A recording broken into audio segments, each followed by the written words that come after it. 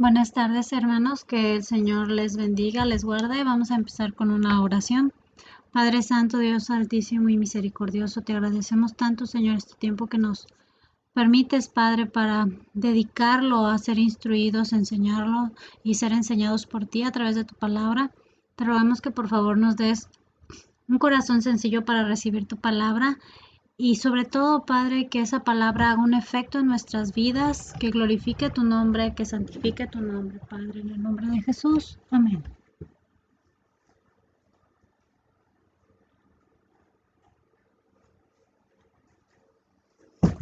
Ok, hermanos. Hoy quiero hablarles de un tema que es un poco sensible para muchos hermanos dentro de las congregaciones, pero el hecho de que sea sensible para muchos no quiere decir que no deba de ser tocado. Y vamos a hablar sobre diezmos y ofrendas. Y es importante que tengamos la mejor disposición para escucharlo porque les digo, es un tema delicado porque es cuestión económica y desafortunadamente hoy en día tenemos muchos abusos dentro de muchas congregaciones que han venido a desvirtuar lo que Dios dice acerca del dinero dentro de la escritura. Y es importante que ustedes tengan un buen fundamento en toda la escritura, en todas las áreas que Dios nos marca, y esto incluye el diezmo y la ofrenda. La enseñanza que hoy vamos a ver de diezmos y ofrendas es derribando argumentos, porque tenemos muchos argumentos que se levantan en contra de estas enseñanzas, de muchos principios bíblicos, de muchas leyes bíblicas, se levantan argumentos. Hoy vamos a hablar específicamente sobre estos argumentos que se levantan en contra del uso y el manejo de el dinero, ¿verdad? Entonces encontramos, por ejemplo, en 2 de Corintios 10:5, donde dice, derribando argumento, 2 de Corintios 10:5, derribando argumentos y toda altivez que se levanta contra el conocimiento de Dios y llevando cautivo todo pensamiento a la obediencia a Cristo. Entonces tenemos que tratar estos asuntos porque vienen en la Biblia, hermanos. Así como se trata el adulterio, así como se trata la integridad, la santidad, así como hemos estado tocando el discipulado, son cosas que vienen dentro de la escritura y hasta el día de hoy hay muchos que no tienen claro este asunto, hay otros que no logran ser fieles en él, hay otros que simplemente no le dan importancia, hay otros que lo hacen y lo hacen de manera fiel. Pero yo me baso en lo que dice Pablo, ¿verdad? Pablo dijo que él no había rehuido en anunciar todo el consejo de Dios. Eso viene en Hechos 20:27, así lo dice Pablo, yo porque no he rehuido anunciaros todo el consejo de Dios. Así que, hermanos, aquí el tema principal no es la cuestión económica. En la iglesia nunca, en esta congregación mínimo, ustedes son testigos, nunca se le ha obligado a nadie a diezmar u ofrendar. Siempre es totalmente voluntario, no se dan sobres, no se piden primicias, mucho menos se hacen pactos, no se hacen talentos para obtener recursos, nunca se les ha presentado un evangelio de prosperidad, no estamos cada domingo, en este caso cada miércoles, ¿verdad? Hablando de esto, ni llevamos a las predicaciones que cada predicación termine redundando, hablando sobre dinero, porque no es algo que nosotros hagamos. Ustedes son testigos, cada uno de ustedes y de los que me escuchen que son miembros asiduos de la congregación, saben esto, que nosotros no centramos el evangelio en el dinero. Pero no podemos rehuir a anunciaros este consejo. Consejo es voluntad, viene de la palabra boule y es una raíz que significa voluntad. Entonces no podemos rehuir el anunciarles cuál es la voluntad de Dios en su palabra. Siempre se les ha invitado de manera atenta, se da una predicación allá cada que se puede, cada que el Señor lo muestra que es prudente hacerlo, y se les hace la invitación, ¿verdad? A que cumplan con esta parte de la escritura que es el diezmo y la ofrenda. Así que yo creo en el Señor que ustedes también quieren saber este consejo, esta voluntad de Dios, ¿verdad? Incluido el área económica. Entonces, Pablo dijo, nosotros no rehuiremos en anunciarles. No rehuiremos en anunciarles todo el consejo de Dios. Y eso pues incluye diezmos y ofrendas. Entonces, fíjense, rehuir viene de la palabra jupostelo y significa retener bajo. Retener bajo, o sea, algo fuera de la vista.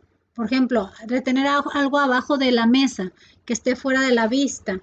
También significa agazaparse o encogerse. También significa ocultar, retraer, retroceder. Entonces, no podemos retener, ocultar, rehuir, retroceder en enseñarles en cuanto a lo que la escritura dice en diezmos y ofrendas. Ahora, yo sé que para este punto, en este preciso punto, las personas que me están escuchando ya están pensando mil cosas, ¿verdad? No, pues ya van a empezar, aquí también son dinereros. No, hermanos, no es así. No hemos debido enseñarles también esto que forma parte de la escritura. Y no vamos a rehuir ni retener lo que se les tiene que enseñar referente a este tema. Entonces, debemos derribar argumentos. Segunda de Corintios, con el texto que empezamos, dice que derribando argumentos y toda altivez que se levanta contra el conocimiento de Dios, llevando cautivo todo pensamiento a la obediencia a Cristo. Argumento viene de la palabra logismo y significa razonamiento y pensamiento. Entonces, a través de ese razonamiento, tratan de demostrar, refutar o justificar alguna acción. Están razonando, están pensando, están viendo la manera de refutar o justificar alguna acción.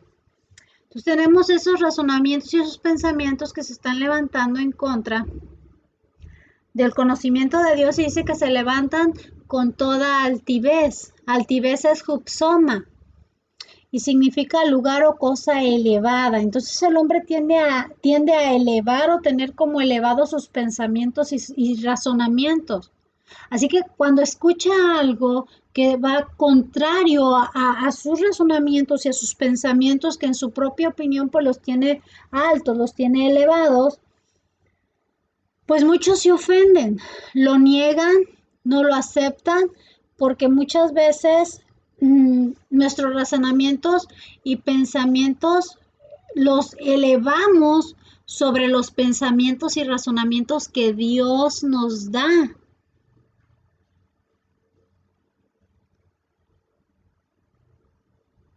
Entonces, yo sé que ciertamente hay una lucha como hijo de Dios, ¿verdad? En ti para llevar todo pensamiento, o sea, todo argumento, todo razonamiento a la obediencia a Cristo. Bajaremos nuestros razonamientos y pensamientos y subiremos los pensamientos y razonamientos que nos da Cristo. ¿Para qué? Para que tengamos un conocimiento de Él. Y los pensamientos y razonamientos que encontramos o que Cristo nos da, pues vienen dentro de la Escritura. Entonces necesitamos derribar nuestros argumentos, que los tenemos en una alta posición de nuestra propia mente y nuestros propios conceptos, ¿verdad? Y someter esos pensamientos a la obediencia a Cristo. Yo les podría poner como ejemplo cuando se les enseña, por ejemplo, la doctrina de la ira de Dios. Simplemente no la aceptan. Se rehúsan a pensar que Dios pueda tener ira, que Dios se enoja, que Dios no tiene por inocente al culpable, que Dios va a dar el pago justo a cada uno.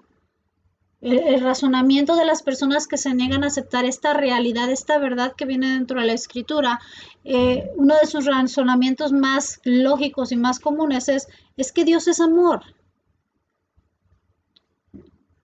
Entonces no conocen realmente a Dios, no conocen realmente su justicia.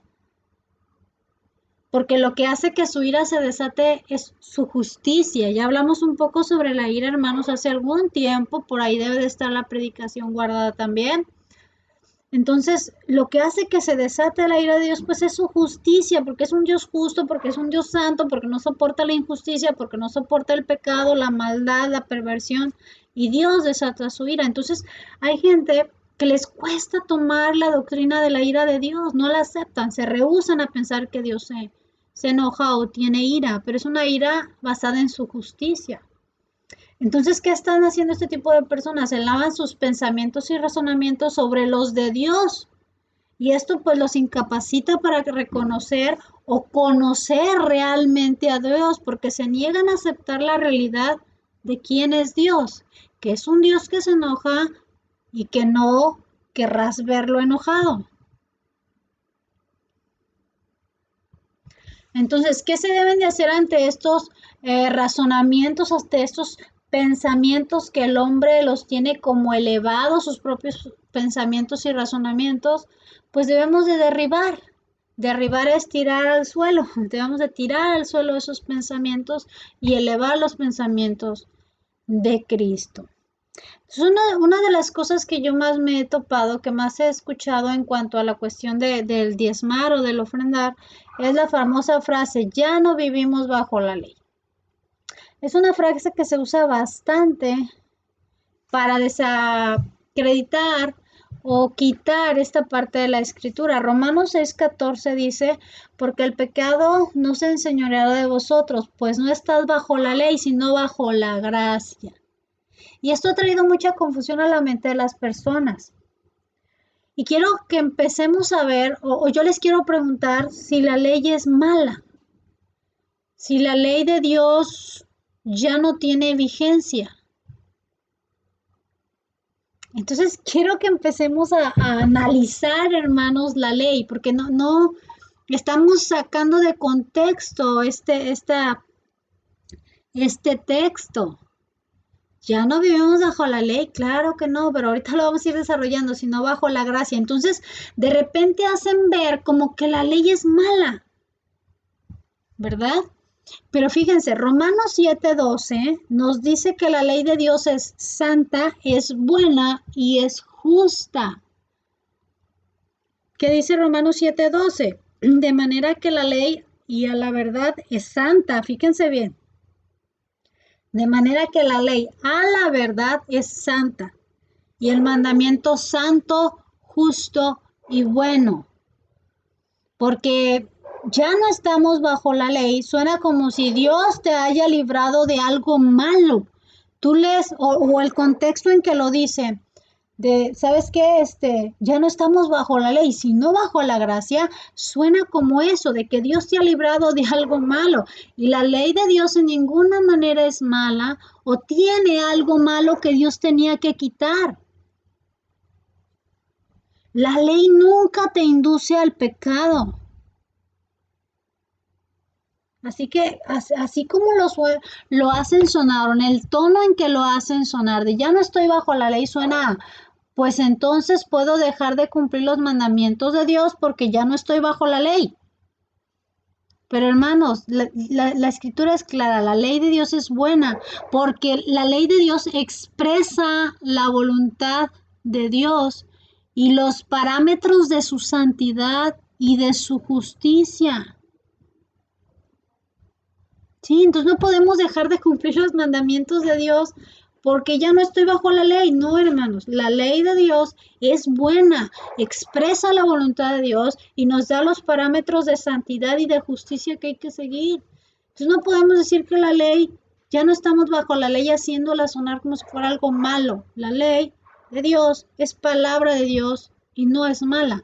Romanos no lo dice, es buena, es justo, es santa. Lo que sí hace la ley es mostrar nuestra pecaminosidad. Eso hace la ley, nos muestra nuestra pecaminosidad. Romanos 7:7 dice, ¿qué diremos pues? La ley es pecado, ¿qué diremos pues? La ley es pecado, fíjense bien, en ninguna manera. Pero yo no conocía el pecado sino por la ley, porque tampoco conociera la codicia si la ley no dijera, no codiciarás. Mas el pecado tomando ocasión por el mandamiento produjo en mí toda codicia, porque sin la ley el pecado está muerto, y yo sin la ley vivía en un tiempo, pero venido el mandamiento, el pecado revivió y yo morí. Y hallé que el mismo mandamiento que era para vida, a mí me resultó para muerte. Porque el pecado, tomando ocasión del mandamiento, me engañó y por él me mató. Fíjense bien, Pablo quería dejar en claro que la ley de Dios no es pecado, no te induce al pecado. Santiago nos dice que Dios no tienta a nadie, ni Dios lleva a nadie a pecar. Entonces, ¿cómo Dios utilizaría su ley para hacernos pecar? Claro que no.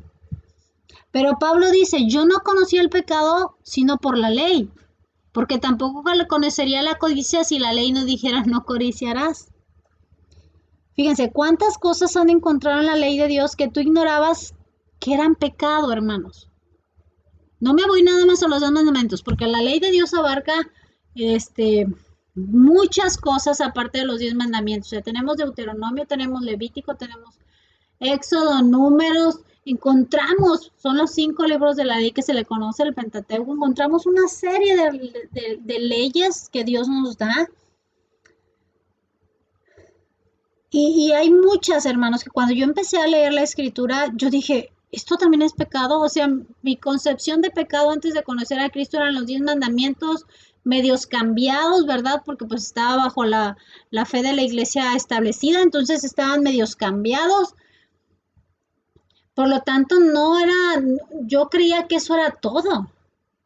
Pero no, cuando yo cuando Dios me enfrenta con su palabra, empiezo a ver que no nada más eran los 10 mandamientos, que había cosas en su palabra, en su ley, que eran pecado, que yo no sabía que era pecado. Y cuando llego a la escritura y veo eso y soy confrontado, por ejemplo, con las cuestiones de hechicería, de consultar brujos, de hablarle a muertos y todo ese tipo de cosas que yo antes de conocer a Cristo practicaba y de las cuales el Señor sabe que me he arrepentido y hoy tengo su perdón y su amor gracias a mi Señor Jesús.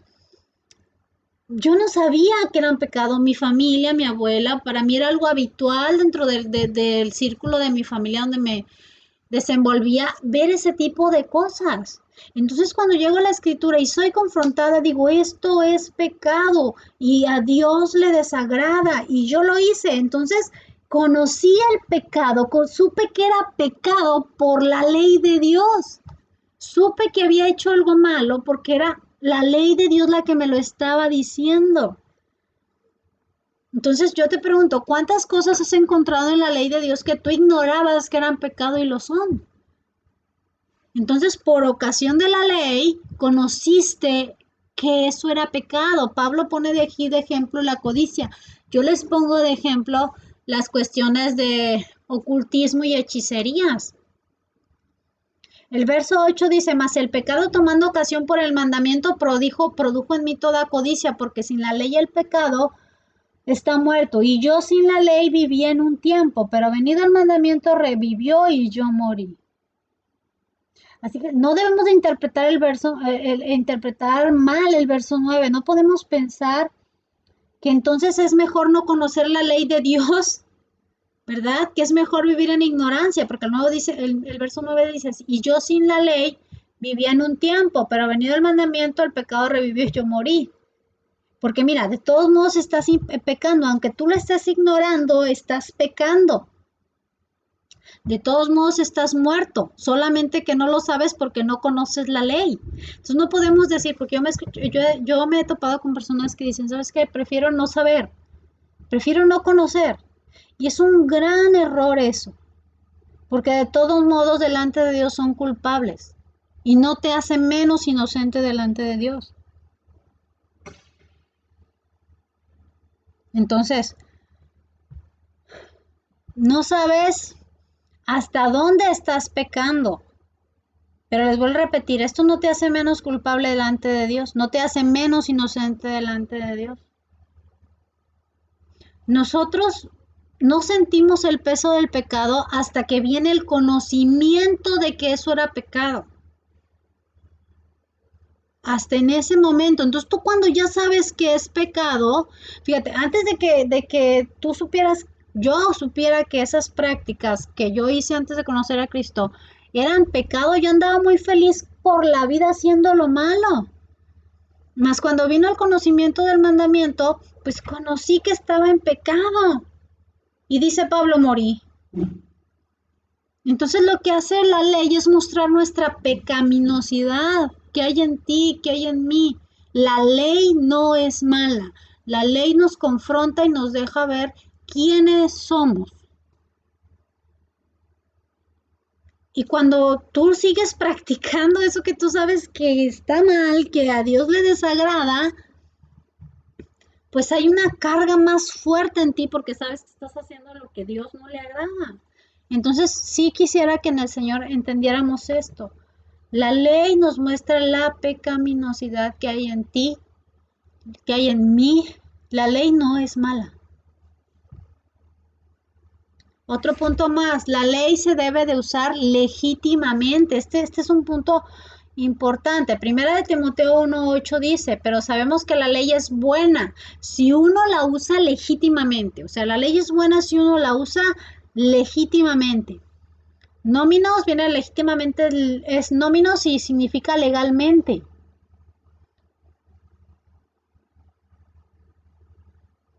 Y esto de lo que dice primero de Timoteo 1:8 de que la ley es buena si uno la usa legítimamente, quiere decir que tenemos que usar la ley con la intención con la que ha sido promulgada. Otra vez, la ley es buena si uno la usa legítimamente. Esto quiere decir que debemos de usar la ley con la intención con la que ha sido promulgada.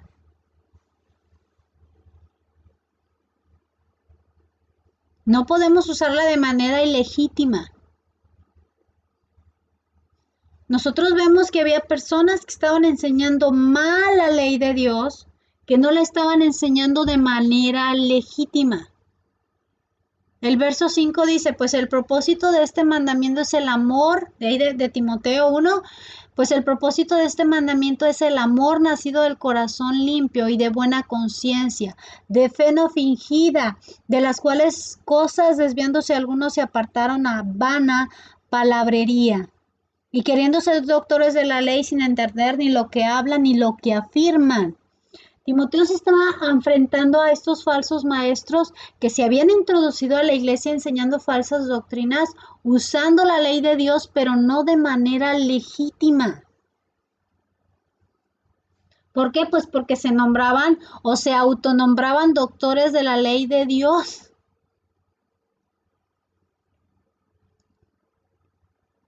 Pero Dios no los mandó, ni mucho menos los autorizó a estos falsos maestros.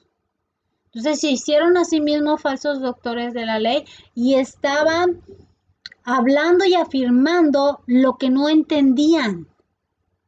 ¿Sí se fijan? Queriendo ser doctores de la ley sin entender ni lo que hablan ni lo que afirman.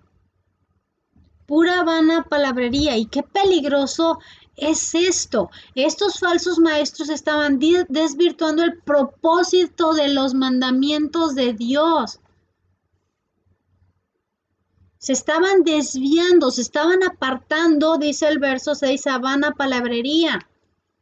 No entendían ni lo que hablaban ni lo que decían. Se sentían ya maestros, pero en realidad eran unos ignorantes en cuanto a la ley de Dios. Entonces, la ley de Dios se tiene que usar con la intención en la que ha sido promulgada.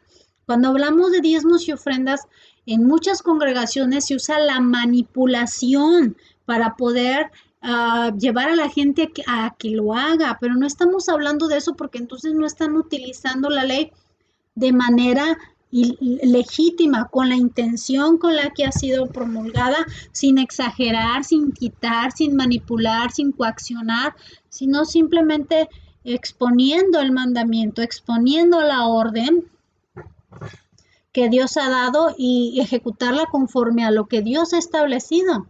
Entonces, esa vana palabrería es muy peligrosa. Por eso Timoteo dice que la ley se debe de usar legítimamente, que la ley es buena y que la tienes que usar legítimamente. Ahora, fíjense bien, la ley, punto 4, fue hecha para el transgresor y este es otro punto que que quisiéramos que entendiésemos. La ley fue hecha para el transgresor. Primera de Timoteo 1:9 dice, versos 9 y 10, conociendo esto que la ley no fue dada para el justo, sino para los transgresores y desobedientes, para los impíos y pecadores, para los irreverentes, profanos, perdón, para los patricidas, matricidas, para los homicidas, para los fornicarios, para los sodomitas, para los secuestradores, para los mentirosos y pérjuros, y para cuantos se oponga a la sana doctrina. Entonces, dice el verso 9, conociendo esto, que la ley fue dada para el justo, no fue dada para el justo, sino para los transgresores y desobedientes. Esto no quiere decir que como yo ya soy justo, ya no estoy obligado a cumplirla. Todo lo contrario. Como yo ya he sido justificado por Cristo, ahora sí puedo cumplirla. No soy un transgresor de la ley. Por lo tanto, no hay algo que perseguir, no hay un delito que perseguir. La ley fue dada para aplicarla al transgresor, para aplicarla al desobediente. Si yo la cumplo conforme al Señor, porque soy salvo, soy salva, y haciéndolo, puedo cumplir ahora sí con la ley. Yo ya no soy un transgresor de la ley. Antes de Cristo yo transgredí la ley de Dios y por lo tanto la ley me condenaba y me sentenció a muerte porque yo la transgredí. Por eso dice ahí el verso 9, que la ley no fue dada para el justo, sino para el que la transgrede y la desobedece. Ahora se supone que yo como justificado por Cristo ya no la transgredo ni la desobedezco. Dice ahí para los impíos, pecadores, irreverentes, profanos, y sigue ahí la lista. ¿Para qué? Para que estos vean su pecado, la ley los mate, se arrepientan, sean justificados, sean declarados justos por Cristo y puedan ahora sí guardar los mandamientos.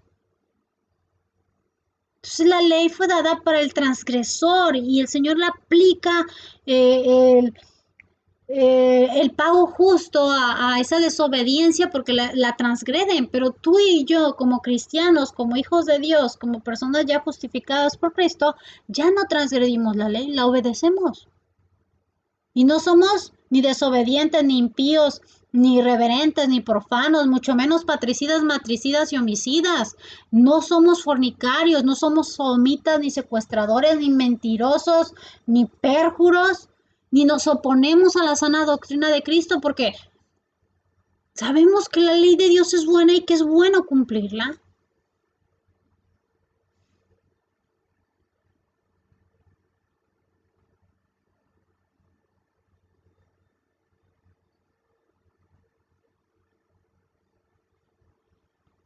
Aparte, pues sabemos que Pablo tuvo un gran problema con los judaizantes, ¿verdad? Ese asunto de querer llevar a los gentiles, los judíos que habían creído en Cristo, de querer llevar a las naciones gentiles o a los gentiles, ¿verdad? A que se circuncidaran, a que guardaran los días festivos, los alimentos, a que adoptaran una gran cantidad de costumbres del pueblo judío. Entonces Pablo demuestra que ninguna de estas prácticas pues ayudaba a alcanzar la justificación. ¿Por qué? Porque la ley de Dios va más allá que solamente obras externas a las cuales les daban demasiado énfasis los judaizantes. Ustedes y yo hemos sido justificados por Cristo, no por las obras de la ley, pues para que nadie se jacte delante de Él. Romanos 3:20 dice, del 20 al 24, ya que por las obras de la ley ningún ser humano será justificado delante de Él, porque por medio de la ley es el conocimiento del pecado. Pero ahora, aparte de la ley, se ha manifestado la justicia de Dios testificada por la ley y los profetas. La justicia de Dios por medio de la fe en Jesucristo.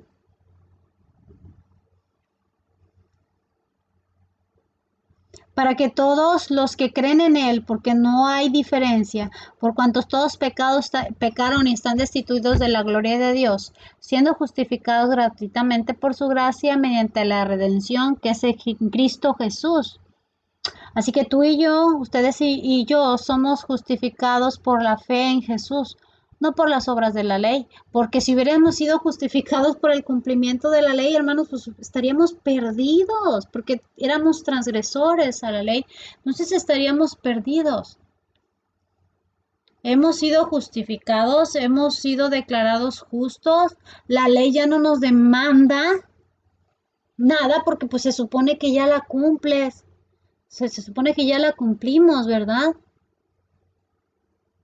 Porque hemos sido justificados por la gracia, por mi Señor Jesucristo. Hemos tenido redención en Cristo Jesús, porque para nosotros era imposible, pero ahora que creemos y que hemos sido justificados, ahora podemos cumplir con los mandamientos de Dios, porque hemos sido justificados por gracia y ahora en obediencia nos sujetamos a Dios. Ahora, ¿qué significa de ya no estás bajo la ley? Espérense, si ya entendimos que la ley fue dada por Dios y que es santa, que es buena, que es justa, que fue hecha para el transgresor, que me muestra mi pecaminosidad, para que me arrepienta y vea la necesidad de un Salvador. Entonces yo debo de entender que ya no estoy bajo la maldición de la ley. ¿Qué significa ya no estás bajo la ley? Que ya no estás bajo la maldición de la ley. Porque ya entendiste que ya no eres un transgresor, que ya has sido limpio, gracias a mi Señor Jesús, que ya te arrepentiste, que tienes la necesidad de nuestro Señor Jesús. Entonces, ¿qué significa no estás bajo la ley? Que no estás bajo la maldición de la ley. Romanos 6:14 dice, porque el pecado no se enseñoreará de vosotros, pues no están bajo la ley, sino bajo la gracia. Entonces, hermanos, nosotros éramos transgresores. El no cumplir la ley nos hacía eso, unos transgresores. Nos hacía culpables delante de Dios y eso traía pues maldición. Deuteronomio 11 del 26 al 28 dice, aquí yo pongo hoy delante de ti la bendición y la maldición. La bendición si oyes los mandamientos de Jehová tu Dios, que yo te prescribo hoy, y la maldición si no oyes los mandamientos de Jehová vuestro Dios, y os apartaréis del camino que yo os ordeno hoy, para ir en pos de dioses ajenos que no habéis conocido. Y cuando Jehová tu Dios te haya introducido a la tierra a la cual vas para tomarla, pondrás la bendición sobre el monte Gerizim y la maldición sobre el monte Ebal. Y eso fue lo que hizo Josué en Josué 8:34. Y por eso encontramos un sinfín de textos donde nos invita a cumplir con la ley de Dios, nada más Deuteronomio 28, Deuteronomio 3:12. Y se harás congregar al pueblo, varones, mujeres y niños y tus extranjeros que estuvieran en tus ciudades para que oigan y aprendan y teman a Jehová vuestro Dios y cuiden de cumplir todas las palabras de esta ley. Deuteronomio 3:12. El problema está en que nadie es capaz de guardar en su totalidad la ley de Dios. Tú y yo, hermanos, ustedes y yo, sin Dios no podríamos. Sin Jesús no podríamos. Por lo tanto, toda persona que no ha sido justificada por Cristo no guarda, no cumple la ley de Dios. Y al no guardar y no cumplir los mandamientos de Dios, esto trae maldición. Trae maldición. Entonces, ¿qué no es estar bajo qué significa ya no estar más bajo la ley? Es ya no estar más bajo la maldición de la ley. Porque al no cumplirla estábamos en maldición por no guardarla. El pecado se enseñorea de las personas, como estaba enseñoreado de nosotros antes de creer en Cristo y ser justificados por Él. ¿Qué es no estar bajo la ley? Es libres de la maldición de la ley. Libres de la maldición de la ley. Gálatas 3:10 dice, porque todos los que dependen de las obras de la ley están bajo maldición, pues escrito está, maldito todo aquel que no permaneciera en todas las cosas escritas en el libro de la ley para hacerlas. y que por la ley ninguno se justifica para con Dios. Es evidente, porque el justo por la fe vivirá. Y la ley no es de fe, sino que dice, el que hiciera estas cosas vivirá por ellas. Cristo nos redimió de la maldición de la ley, hecho por nosotros maldición, porque está escrito, maldito todo el que es colgado en un madero, para que en Cristo Jesús la bendición de Abraham alcanzara a los gentiles, a fin de que por la fe recibiésemos las promesas del Espíritu. Así que tú y yo ya no estamos bajo la maldición de la ley, que venía por no cumplir con ella. Ya estamos bajo la gracia de Dios. Y como dice Romanos 6:14, el pecado ya no se enseñorea de vosotros, pues no estáis bajo la ley, sino bajo la gracia. Ahora, hermanos, podemos decir no al pecado. Ahora que hemos sido justificados por Jesús, Dios no nos maldice.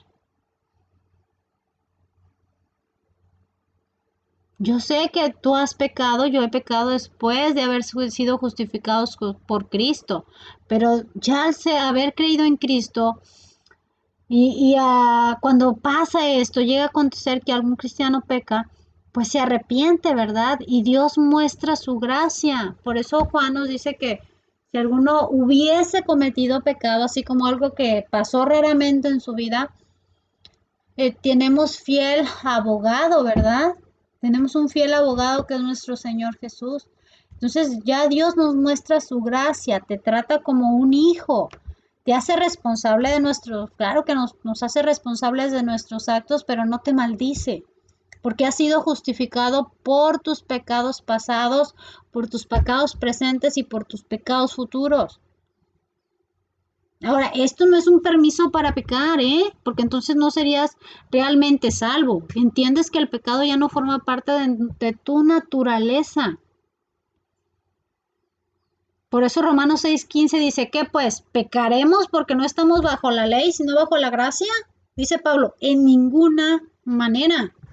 El estar bajo la gracia no implica el que podamos pecar, el hecho de que sepamos que Dios nos ha perdonado nuestros pecados pasados, los que haces, los que harás en un futuro, no nos da permiso en ninguna manera para pecar, sino que nos debería de realmente llevar a estar agradecidos con Dios por la posición que hoy tenemos.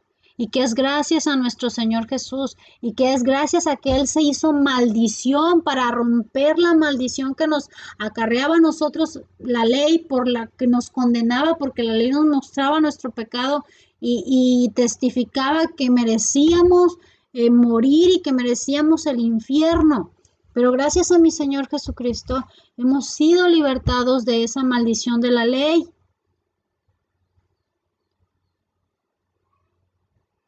Nos muestra su gracia, nos trata como hijos, Dios ya no nos maldice. Si tú realmente has sido justificado por Cristo, hermanos, no vas a estar buscando el pecado. Te vuelvo a repetir, Dios te hace responsable, te disciplina, te azotará, incluso te azotará, pero no te maldecirá. Eres libre de la maldición. Ya no estás bajo la maldición. Somos libres de esa maldición. Por la fe en nuestro Señor Jesús estamos bajo la gracia de Dios. Eso es que estamos bajo la gracia de Dios. Porque si Dios nos llevara con la ley, aún nosotros siendo cristianos, seguimos fallándole a Dios. Sin embargo, Dios ya no te maldice porque estás bajo su gracia. Pero como el Señor advierte, cuidan que esa gracia o que esa libertad que el Señor nos ha dado no se convierta en libertinaje.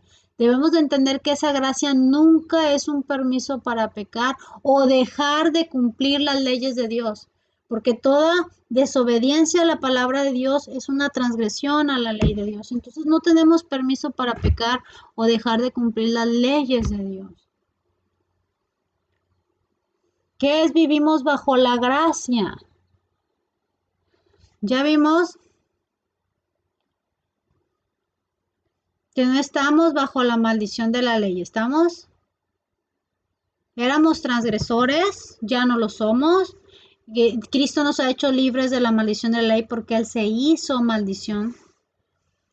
ya no vivimos bajo la ley o sobre las consecuencias de no cumplirla, como es ser maldecido, ¿verdad? Ya somos libres de esa maldición y ahora vivimos bajo la gracia. Pero ¿qué es gracia?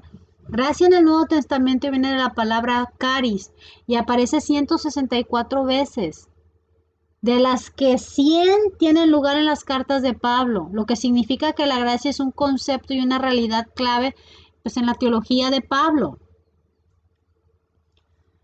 Caris o gracia significa aprobar, aprobar, favor, gratitud, mérito.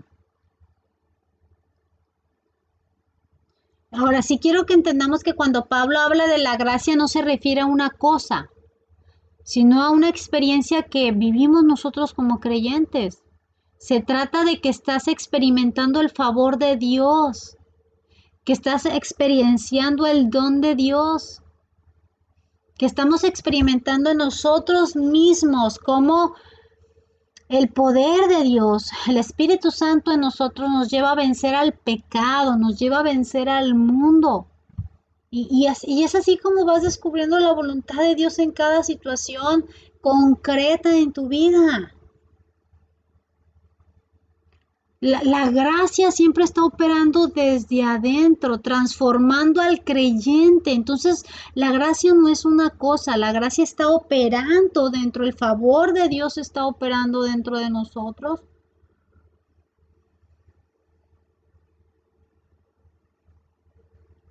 Transformándonos para hacer las obras del nuevo hombre.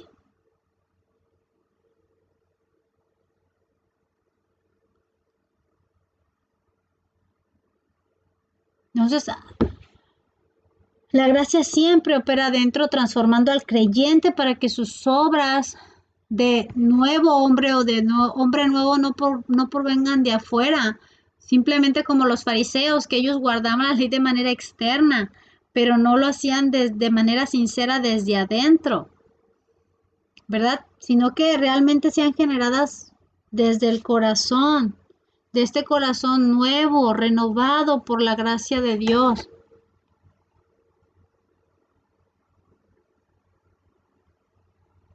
Pablo lo que está haciendo en su concepto de la gracia es contraponer la gracia y la ley. ¿Qué significa contraponer?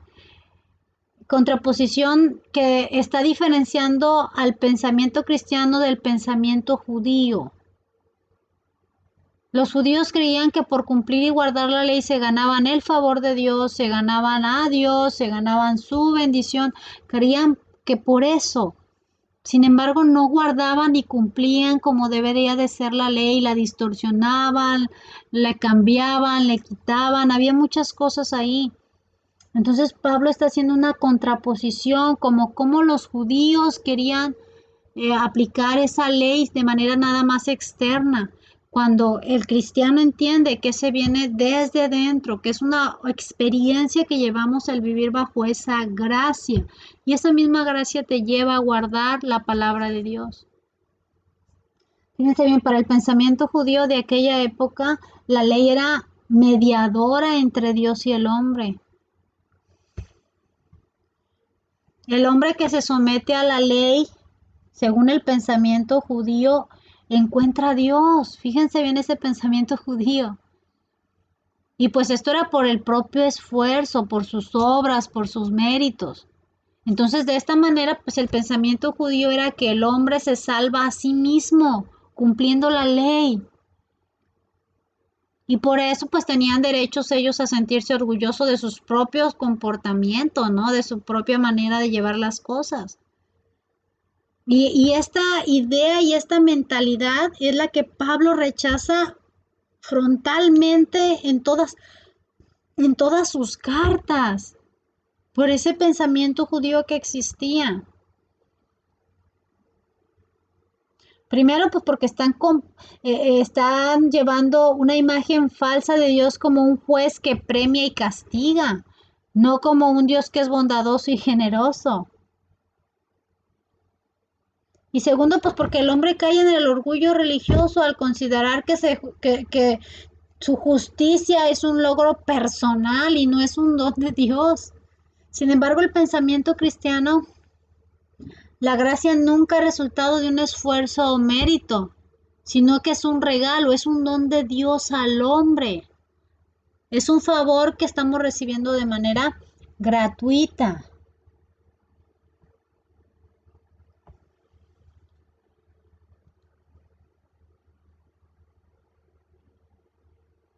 Efesios 2, 8 y 9 dice, porque por gracia son salvos por medio de la fe, y esto no es de ustedes, pues es don de Dios, no por obras para que nadie se jacte, dice Efesios 2, 8 y 9. Entonces no ha sido por las obras de la ley por la cual nosotros somos salvos, es por gracia. Pablo presenta la gracia y ha desplazado la ley como camino de salvación, como los judíos pensaban que el guardar la ley los llevaba a salvación, los llevaba a ser mejores personas, que eran por sus méritos, por sus logros. Sin embargo, no es así. Por eso Pablo presenta la gracia como algo que ha desplazado a la ley como camino de salvación. Ningún hombre por mérito propio puede ser salvo, que era el pensamiento judío. Ningún hombre aparte de Jesús es capaz de cumplir toda la ley.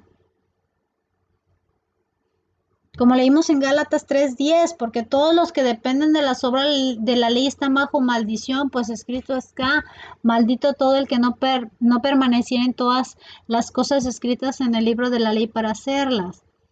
Por tanto, pues es imposible que un hombre sea salvo por el cumplimiento de la ley, hermanos. Y como todos hemos transgredido las leyes de Dios, todos estábamos destituidos de la gloria de Dios.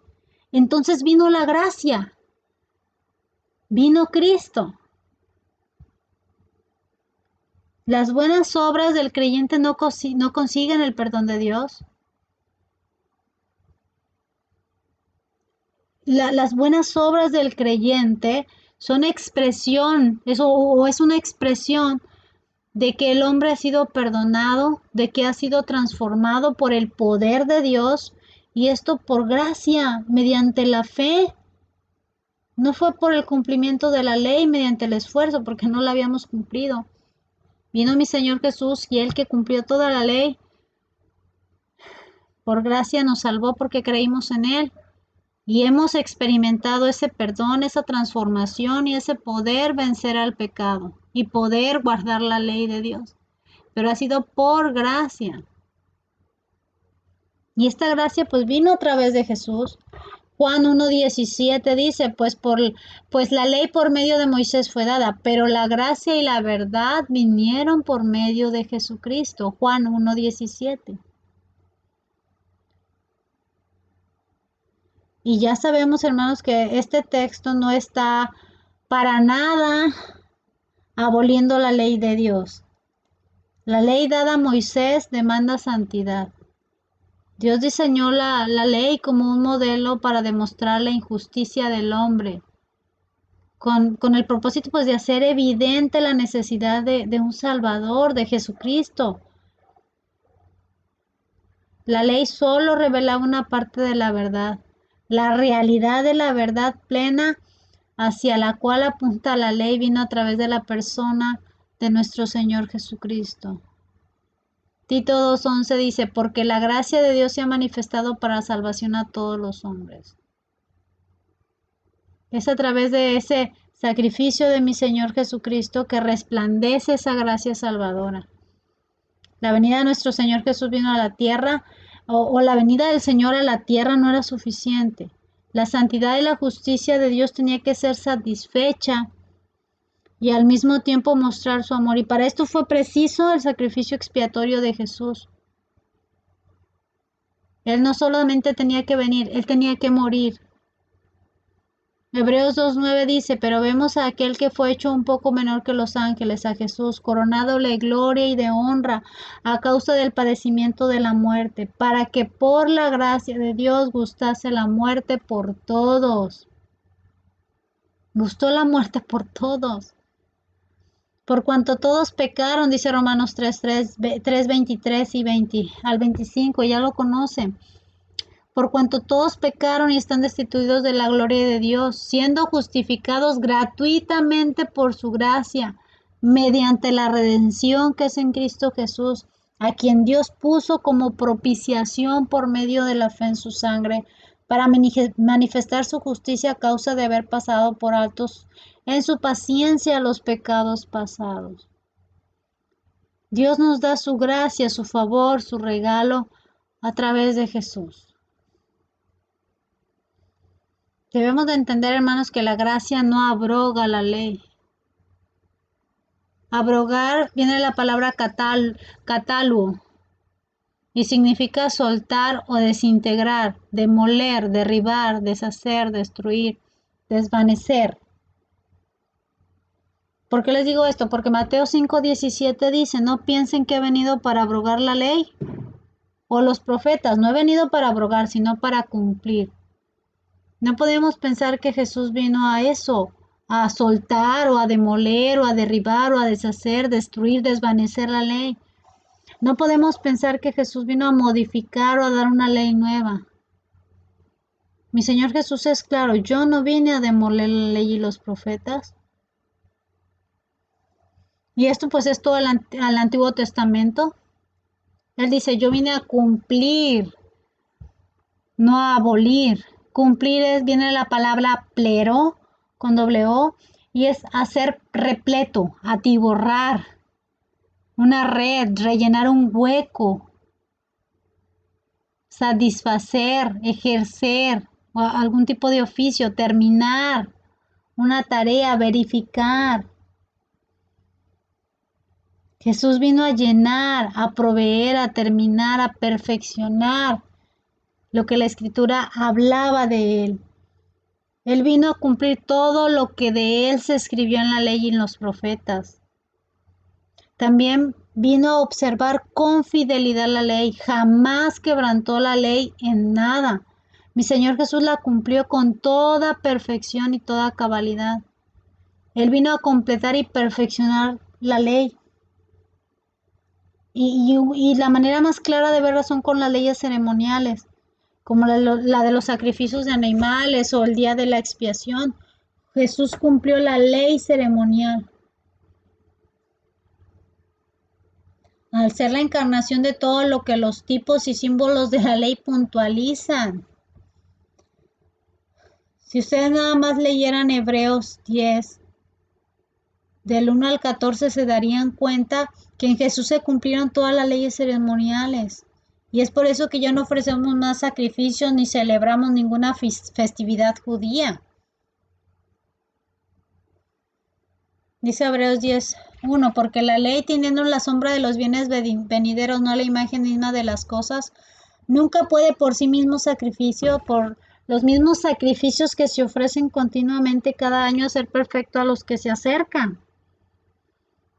De otra manera cesarían de ofrecerse, pues los que tributan este culto limpios una vez no tendrían ya más conciencia de pecado. Pero en estos sacrificios cada año se hace memoria de los pecados, porque la sangre de los toros y de los machos cabrios no pueden quitar el pecado. Por lo cual, entrando en el mundo, dice, sacrificio y ofrenda no quisiste, mas preparaste cuerpo. Holocausto y expiación por el pecado no te agradó. Entonces dije, aquí vengo, oh Dios, para hacer tu voluntad, como en el rollo del libro está escrito de mí, diciendo primero, sacrificio y ofrenda y holocausto y expiación por el pecado no quisiste ni te agradaron, las cuales se ofrecen según la ley. Estamos hablando de las leyes rituales, ¿sí? Ceremoniales. Entonces dije, verso 7, he aquí vengo, oh Dios, para hacer tu voluntad, como en el rollo del libro está escrito de mí, diciendo primero, sacrificio y ofrenda y holocausto y expiaciones por el pecado no quisiste ni te agradaron, las cuales se ofrecen según la ley. Y diciendo luego, he aquí que vengo, oh Dios, para hacer tu voluntad. Quita lo primero para establecer lo último. En esa voluntad somos santificados, dice el verso 10, mediante la ofrenda del cuerpo de Jesucristo, hecha una vez para siempre. Y ciertamente todo sacerdote Está día tras día ministrando y ofreciendo muchas veces los mismos sacrificios, pero nunca puede quitar el pecado. Pero Cristo, habiendo ofrecido una vez para siempre un solo sacrificio por los pecados, se ha sentado a la diestra de Dios, de aquí en adelante esperando hasta que sus enemigos sean puestos por estrado de sus pies, porque con una sola ofrenda hizo perfectos para siempre a los santificados. En Jesús, hermanos, se cumplieron todas las leyes ceremoniales. Es por eso que ya no ofrecemos sacrificios, ya no celebramos ninguna festividad judía. Jesús no quitó, vino y perfeccionó las leyes ceremoniales, de tal manera que no hay necesidad de sacrificar ningún animal, porque su sacrificio es perfecto y es eterno. Tampoco hay necesidad de guardar las leyes dietéticas. Marcos 7:19 dice, porque no entra en su corazón, sino en el vientre y sale a la letrina. Esto decía haciendo limpio todos los alimentos. Por aquello de comer con las manos sin lavar. ¿Se acuerdan? Romanos 14:17 dice que el reino de Dios no consiste en no es comida ni bebida, sino justicia, paz, gozo en el Espíritu Santo. Primera de Corintios 8:8 dice, si bien la vianda no nos hace más aceptos ante Dios, pues ni porque comamos seremos más, ni porque no comamos seremos menos.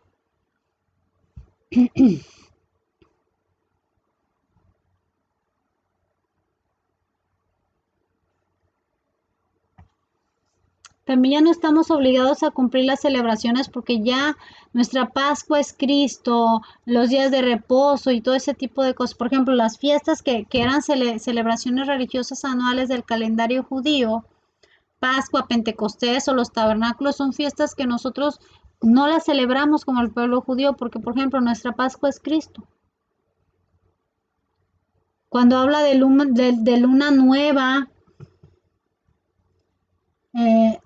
estamos hablando de un sacrificio que se hacía mensualmente, se ofrecía el primer día de cada mes. Nosotros ya no lo hacemos porque nuestro sacrificio es Cristo.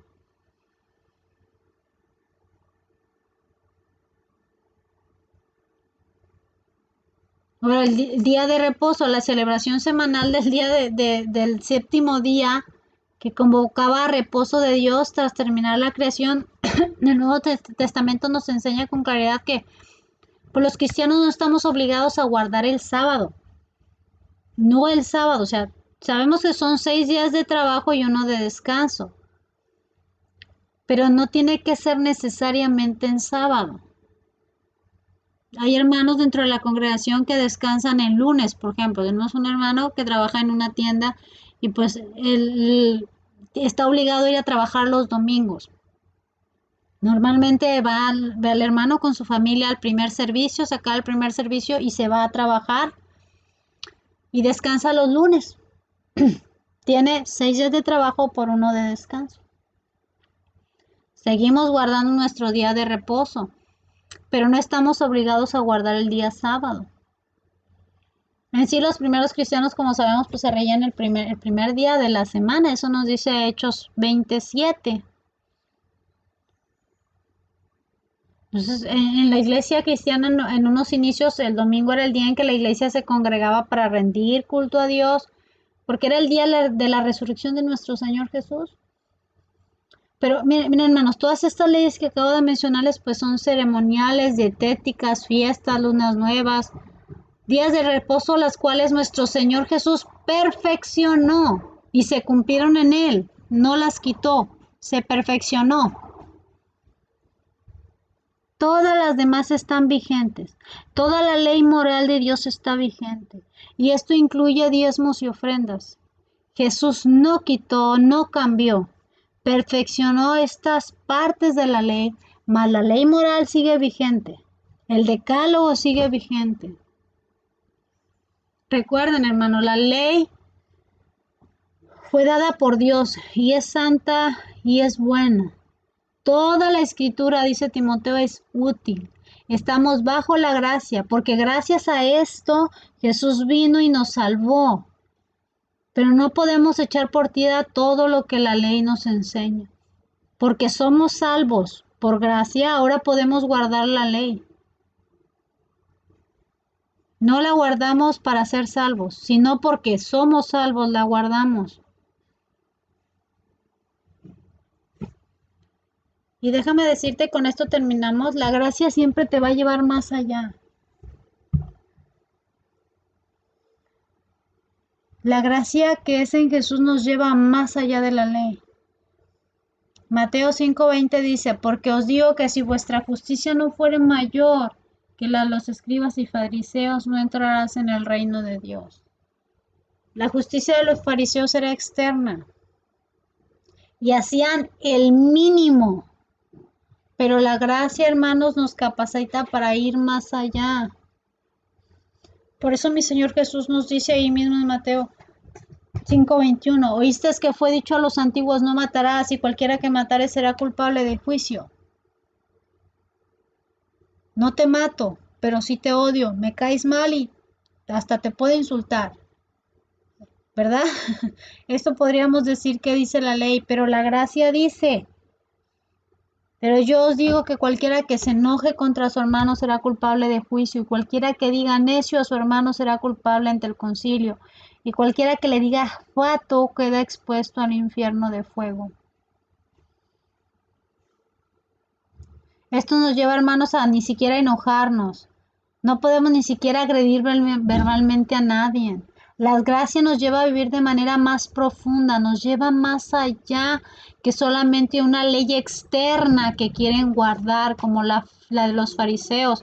Por eso mi Señor Jesús dice que si nuestra justicia no fuera mayor a la de los fariseos, no entráramos en el reino de Dios, porque era una justicia eterna y mínima. Pero la gracia, hermanos, te lleva a guardar más allá la ley de Dios, de manera más profunda, desde adentro y no nada más de externa, sino te lleva a ir más allá.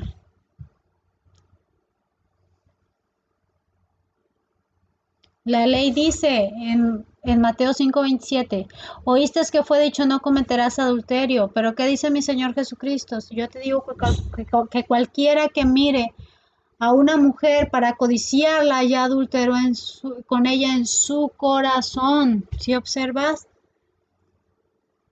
¿Qué dicen la justicia fariseica?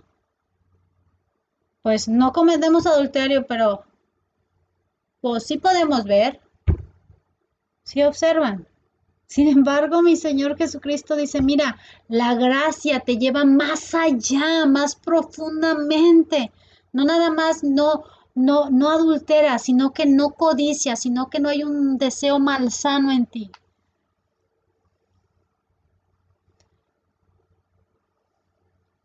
La ley externa, la fariseica, la mínima, dice en Mateo 5:31, también fue dicho, cualquiera que repudia a su mujer, dale carta de divorcio. Pero mi Señor Jesús nos dice, ve más allá, la gracia te lleva más allá. El verso 32 dice, pero yo te digo que el que repudia a su mujer, a no ser por causa de fornicación, hace que ella adultere, y el que se casa con la repudiada comete adulterio. Y así podemos seguir. Notemos el contraste. La ley es buena, es santa. La gracia te lleva más allá a guardar esa ley que Dios te da de una manera más profunda, más interna. Jesús no está cambiando la ley. Él estaba explicando el verdadero significado de la moral contenida en la ley de Moisés y el resto del Antiguo Testamento. Y son totalmente vigentes. Así que ese argumento, hermanos, de que ya no vivimos bajo la ley, sino bajo la gracia, no es un permiso para dejar de guardar los mandamientos y las leyes de Dios. Esto incluye diezmos y ofrendas. Hay cosas que Jesús vino a cumplir y perfeccionar, como todas las leyes ceremoniales. Por eso es que nosotros ya no ofrecemos sacrificios ni festejamos lo que el pueblo judío festejaba de manera externa. Porque la gracia que hemos recibido en mi Señor Jesús nos lleva a guardar la ley, a guardar los mandamientos de Dios e ir más profundamente, a no quedarnos en la justicia de los fariseos, solamente por encimita, y a no ir más allá de lo que la ley de Dios nos está diciendo, de lo que nos está explicando, lo que mi Señor Jesús nos explica, el verdadero significado de la moral contenida en la ley de Dios. Y les vuelvo a repetir, en el resto del Antiguo Testamento. Son vigentes.